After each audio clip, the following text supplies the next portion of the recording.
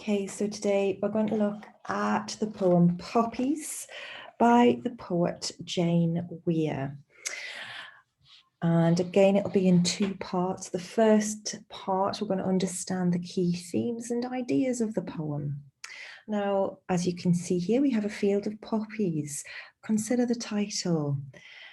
Why is this poem called Poppies, and why do people wear poppies at Memorial? What might a poppy symbolise? So if you could pause for this first activity and jot down some notes now. So poppies grew in the battlefields and became a symbol of remembrance in 1921. And Armistice Sunday also became a way to remember World War II. And we wear poppies around this time of year, particularly to symbolise and remember the people who have sacrificed their lives and also their mental health for the terrible wars that we've had around the world. So think about the cost of war. I want you to think about the overall cost of war and just have a look at these slides, and I'm going to give you some figures of the cost of war. So 37 billion. And that's of the cost of the war in Iraq and Afghanistan to Britain. 1,500 estimated civilian casualties in war in Afghanistan. 44 and 79. Life expectancy in Afghanistan, which is 44, compared to life expectancy in Britain, which is 79, quite stark. 56% of people in a UK poll who said they were against the war in Afghanistan. 454 number of British servicemen and women killed in Iraq and Afghanistan. 50 to 70 million total estimated dead as a consequence of World War II. And this is also a message of the consequences of war. And I want you to come up with your interpretation of that, and how I mean by this is also an interpretation of the consequences of war. Who is it consequence for? Okay, so if you could read this along with watching the video. Okay. This is read by Jane Weir, the poet herself. Poppies. 3 days before Armistice Sunday, and poppies had already been placed on individual war graves. Before you left, I pinned one onto your lapel, crimped petals, spasms of paper red, disrupting a blockade of yellow bias binding around your blazer. Sellotape bandaged around my hand, I rounded up as many white cat hairs as I could, smoothed down your shirt's upturned collar, stilled the softening of my face. I wanted to graze my nose across the tip of your nose, play at being Eskimos like we did when you were little. I resisted the impulse to run my fingers through the gelled black thorns of your hair. All my words flattened, rolled, turned into felt, slowly melting. I was brave as I walked with you to the front door, threw it open, the world overflowing like a treasure chest. A split second, and you were away, intoxicated. After you'd gone, I went into your bedroom, released a songbird from its cage.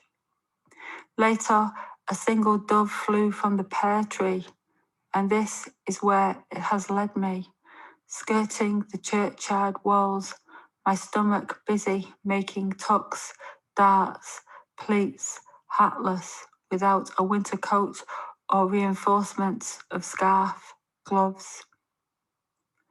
On reaching the top of the hill, I traced the inscriptions on the war memorial, leaned against it like a wishbone. The dove pulled freely against the sky, an ornamental stitch. I listened, hoping to hear your playground voice catching on the wind. Okay, so what is the poem about? Next activity is to write a brief synopsis, and if you could pause here, because the next screen I'm going to go through the synopsis and the context. So pause here and answer this question. Okay, so we have here, it's a mother recalling caring for her son, and she is reminiscing about his childhood before it's revealed that he's no longer there, and it's implied, not defined, note that he has died in conflict. And the poem opens 3 days before Armistice Sunday, and this establishes the theme of remembrance. The narrator places a poppy on her son's blazer. She recounts memories of her son using sellotape to remove cat hairs from his clothes, smoothing down his collar. And she remembers trying to stop her emotion and resists smothering him. After he leaves the house, she goes to his room, and then she climbs a hill to lean on a war memorial, and she watches a dove. And the narrator finally wishes that she could hear her son's voice still. So in terms of the first, one of the first questions that I wanted to discuss with you was, what is the cost of war? You might have a bit more of an idea now. There's a cost of war, private cost of war here, in terms that a mother has lost or is in great fear of losing her son. And that is another cost of war here. Now, Jane Weir was born in 1963, and she actually lived in Northern Ireland during the Troubles in the 80s. She's got 2 sons, and we can see some quotations here that explain her inspiration for writing the poem. So I wrote the piece from a woman's perspective, which is quite rare, as most poets who write about war have been men. That's very true. As the mother of 2 teenage boys, I tried to put across how I might feel if they were fighting in a war zone. And from the overwhelming response I've had since it was published, I hope that I have achieved that. She was also a textile designer, which explains the unusual use of this related imagery in the poem here. And the poem comes from the collection commissioned by the previous poet laureate, Carol Ann Duffy, which is called Exit Wounds.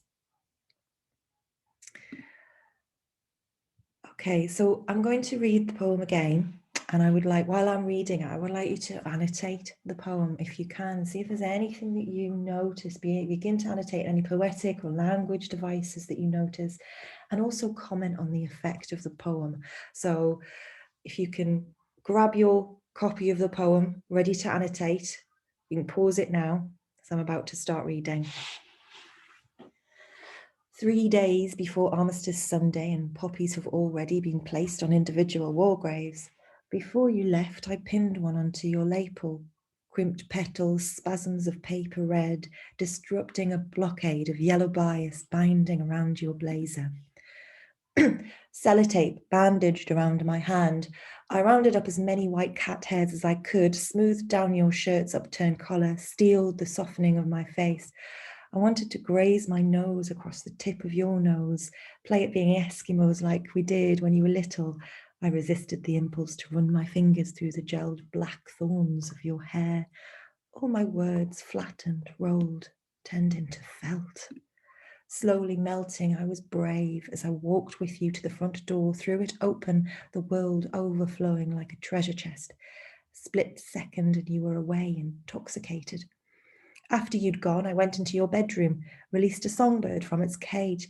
Later, a single dove flew from the pear tree, and this is where it has led me, skirting the churchyard walls, my stomach busy making tucks, darts, pleats, hatless, without a winter coat or reinforcement of scarf, gloves. On reaching the top of the hill, I traced the inscriptions on the war memorial, leaned against it like a wishbone. The dove pulled freely against the sky, an ornamental stitch. I listened, hoping to hear your playground voice catching on the wind. Okay, so final activity for this first half of the class is what is the main emotion expressed in the poem? Support your answer with a quotation from the poem. Okay, so if you could pause now, and then I'll give you an idea of an answer. So the main emotion is possibly, a mother's grief is explored here to reveal the unconventional victims of conflict. We've got the quotation, I listened, hoping to hear your playground voice catching on the wind. Here she gains solace in remembering him, but the sadness remains. And it's the juxtaposition of this against the realities that her son has gone to war.